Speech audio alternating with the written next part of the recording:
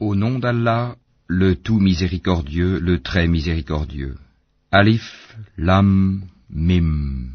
Est-ce que les gens pensent qu'on les laissera dire « Nous croyons » sans les éprouver? Certes, nous avons éprouvé ceux qui ont vécu avant eux.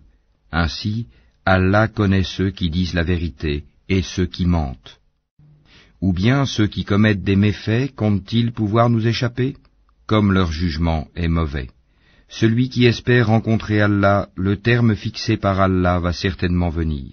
Et c'est lui, l'audient, l'omniscient.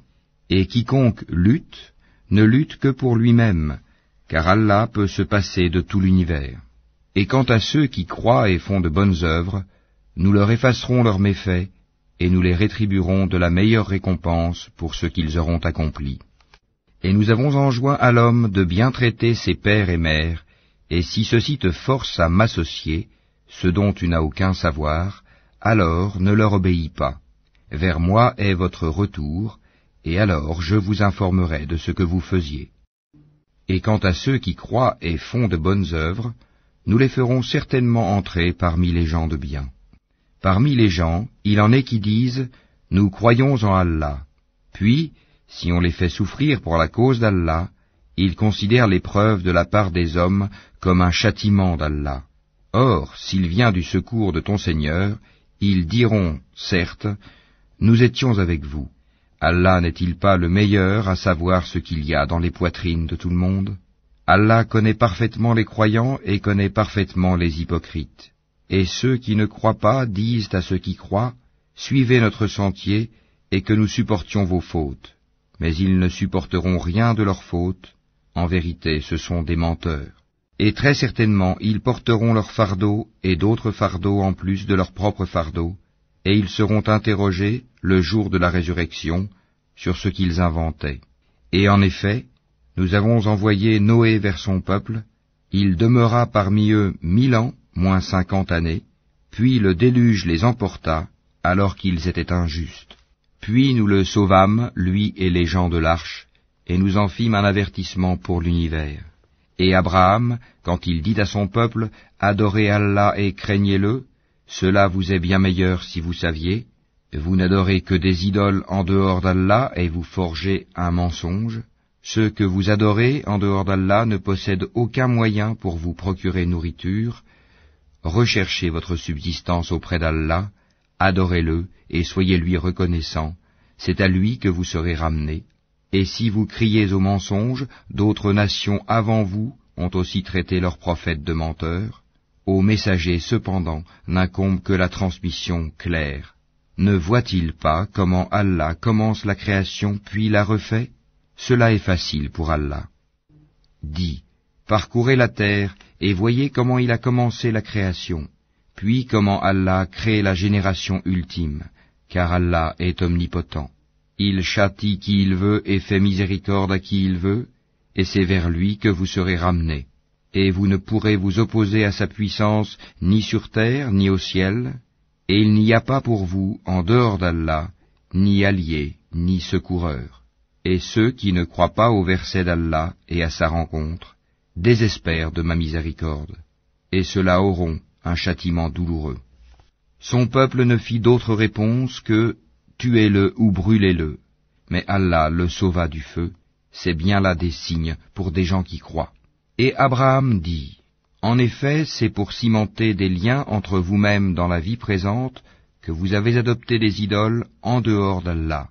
Ensuite, le jour de la résurrection, les uns rejetteront les autres et les uns maudiront les autres, tandis que vous aurez le feu pour refuge, et vous n'aurez pas de protecteur. » Lot crut en lui. Il dit, « Moi j'émigre vers mon Seigneur, car c'est lui le Tout-Puissant, le Sage. » Nous lui donnâmes Isaac et Jacob, et plaçâmes dans sa descendance la prophétie et le livre. Nous lui accordâmes sa récompense ici-bas, tandis que dans l'au-delà, il sera parmi les gens de bien.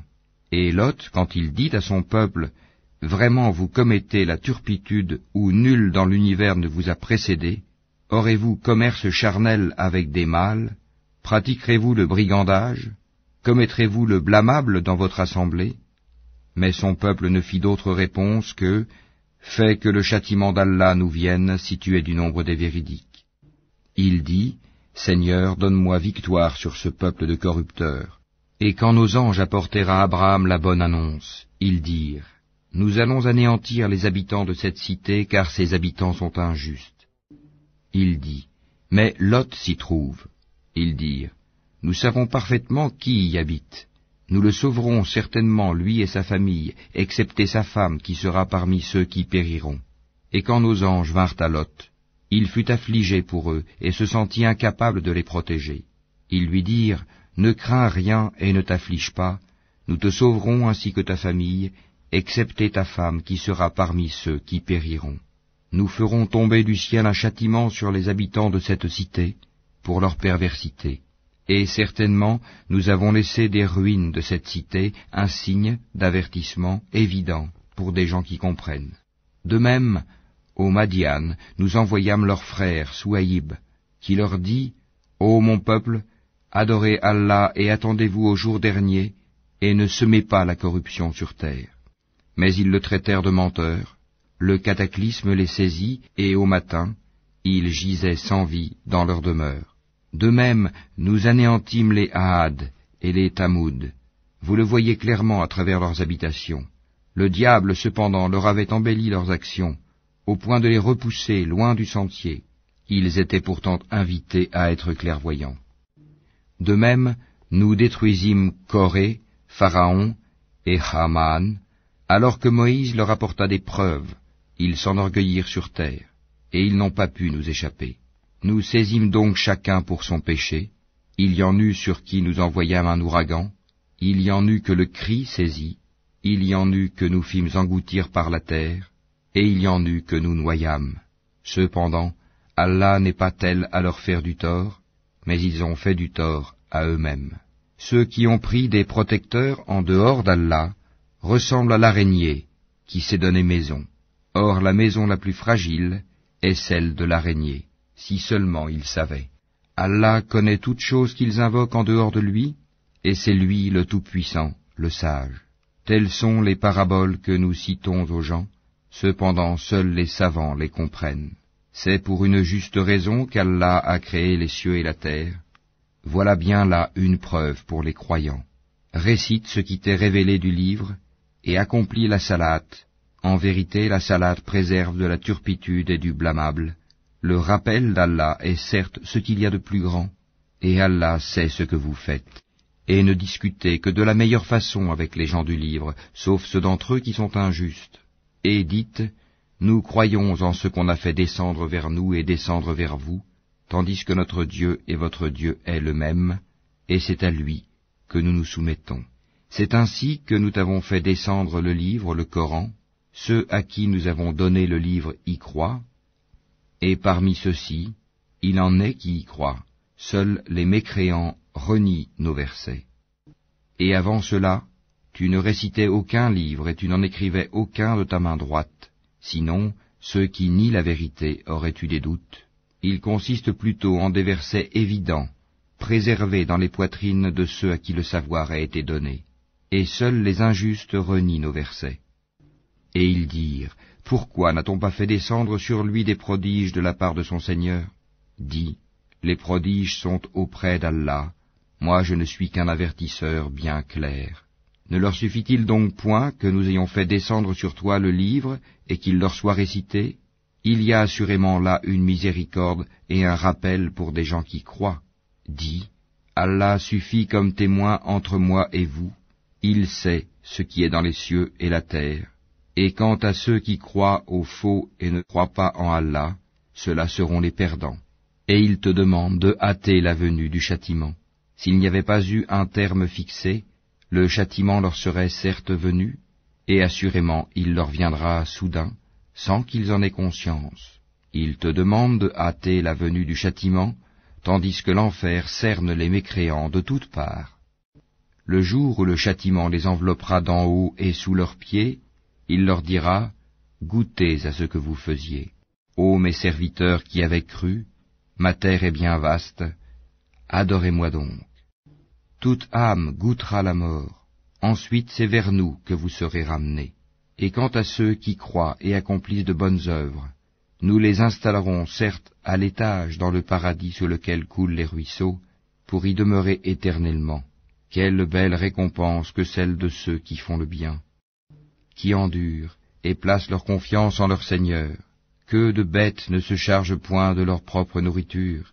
C'est Allah qui les nourrit ainsi que vous, et c'est lui l'audient, l'omniscient.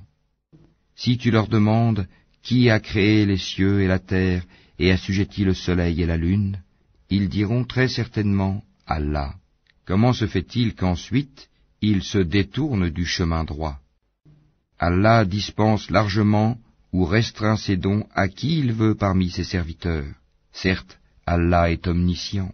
Si tu leur demandes qui a fait descendre du ciel une eau avec laquelle il fit revivre la terre après sa mort, ils diront très certainement Allah. Dis, louange à Allah, mais la plupart d'entre eux ne raisonnent pas. Cette vie d'ici-bas n'est qu'amusement et jeu. La demeure de l'au-delà est assurément la vraie vie, s'ils savaient. Quand ils montent en bateau, ils invoquent Allah, lui vouant exclusivement leur culte. Une fois qu'il les a sauvés des dangers de la mer en les ramenant sur la terre ferme, voilà qu'ils lui donnent des associés, qu'ils nient ce que nous leur avons donné et jouissent des biens de ce monde. Ils sauront bientôt. Ne voient-ils pas que vraiment nous avons fait un sanctuaire sur la Mecque, alors que tout autour d'eux on enlève les gens? Croiront-ils donc au faux, et nieront-ils les bienfaits d'Allah?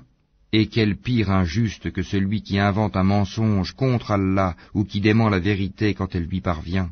N'est-ce pas dans l'enfer une demeure pour les mécréants?